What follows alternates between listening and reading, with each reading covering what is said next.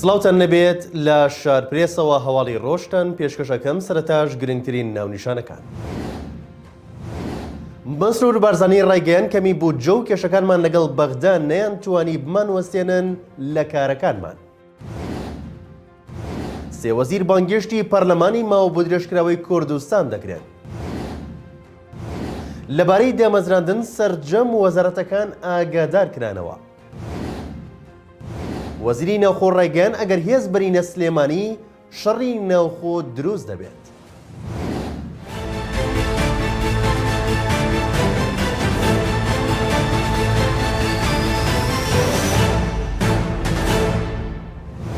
سەرۆکی حکوومەتی هەرێمی کوردستان ڕایگەیان هێرشەکانی ئێران پێشلکردنی سەروەری عێراقە.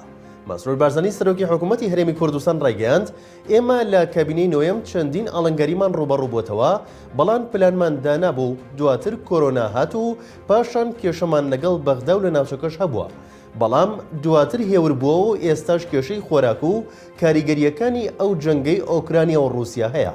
مەسرور بارزانی وتیشی کێشەیەکی ترمان کەمی بودجە بووە، بەڵام کەمی بودجە و کێشەکانمان لەگەڵ بەغدا نەیانتوانی ئێمە بۆستێنێت و هەوڵ دەدەین باشتری بکەین. لەبارەی هێرشەکانی ئێرانیشەوە مەسرور بارزانی وتی سیاسەتی ئێمە ڕوونا داوامان کردووە پەیوەندێکی باشمان لەگەڵ دراوسەکانمان هەبێت لەسەر بنەمای بەرژەوەندی هاوباش، بەڵام هێرشەکانی ئێران پێشلکردنی سەروەری عێراقە و پێمان وایە هیچ پاساوێکی نییە.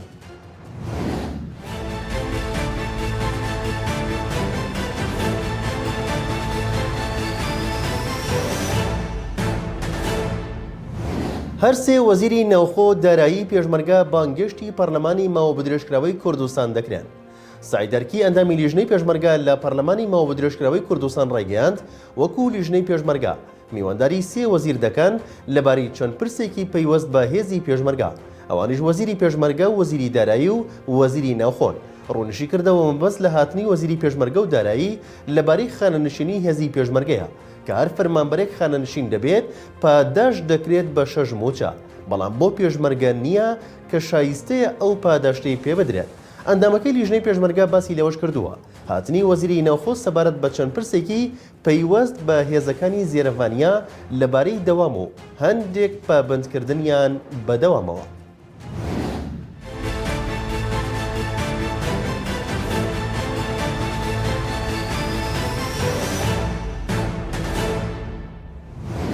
سەبارەت بە پرسی دامەزران و گواستنەوە و تەنسیبی فەرمانبەران حکوومەتی هەرێم بە نووسراوێک سەرجەم وەزارەت و فەرمانگەکان لە بڕیارێکی نوێ ئاگادار دەکاتەوە. ئەنجومەنی وەزیرانی هەرێم لە نووسراوێکدا کە ڕاستی وەزارەتەکانی کردووە دەڵێت بەهۆی کاراکردنی ئەنجومەنی گشتی ڕاژە و زۆری داواکاری فەرمانگەکان بۆ دامەزراندن بڕیارێک دراوە ڕاشی دەگەیەنێت جەخت لە ڕاگررتنی ناردنی سەرجەم داواکاریەکانی دامەزراندن دەکەینەوە. حکوومەت بە وەزارەت و فەرمانگەکانی وتووە ئێوە دەبێت لە ڕێگەی گواستنەوە و تەنسیبی فەرمانبەران میلاکی پێویست دابین بکەن. لە ئەگەری نەبوونی پسپۆری دەگمەنیشدا دەبێت نووسراو بۆ ئەنجومەنی گشتی ڕاژە بکەن بۆ ئەوەی دیراسەت بکرێت.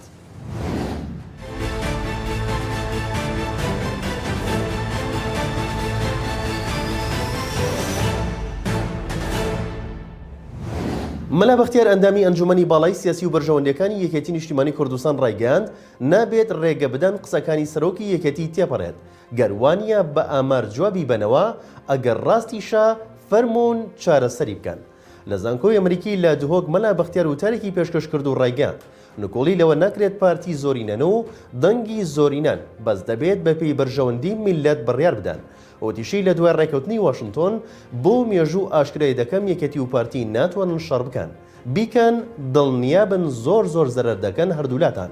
بەوتەی مەلا بەختیار حکوومەتی عێراق بەس بۆ دادگایی دزەکان 2 ساڵی پێویستە چۆن بتوانێت بە 1 ساڵ چاکسازی بکات.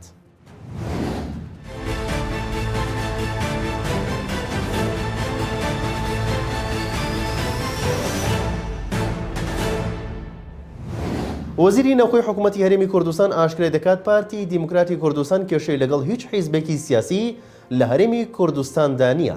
دەژڵێت لەگەڵ وەزیری پێشمەرگە هێزێکمان پێکێنا بۆ پاراستنی سنوورەکان. یەکەتی وتی ئەگەر هێزە بێتە سنوورەکانمان شەڕی ناوخۆ دروست دەبێت.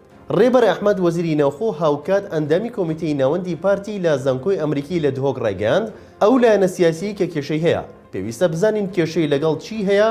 ئێمە لە پێش کۆنگرەی چواردە و دوای کۆنگرەش ئەم هەڵوێستەمان ڕاگەیاندووە. ئەوان تا ئێستا بە ئێمە نەوتووە لە چی ناڕازین.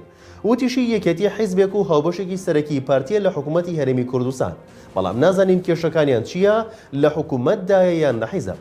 وەزیری ناوخۆ دەژڵێت لەگەڵ وەزیری پێشمەرگا هێزێکی هاوبەشمان دروست کرد لەسەر بڕیاری حکوومەتی هەرێم، بەڵام نە سلێمانی پێیان وتین ئەگەر ئەو هێزەی لە ناوخۆ پێشمەرگە دروست دەکرێت بۆ پاراستنی سنوورەکان بێتە سنوورەکانی ئێمە، شەڕی ناوخۆ دروست دەبێت. لە شارپرێسەوە هەواڵی ڕۆژتان پێشکەشکرا. شاد و بەختەوەربە.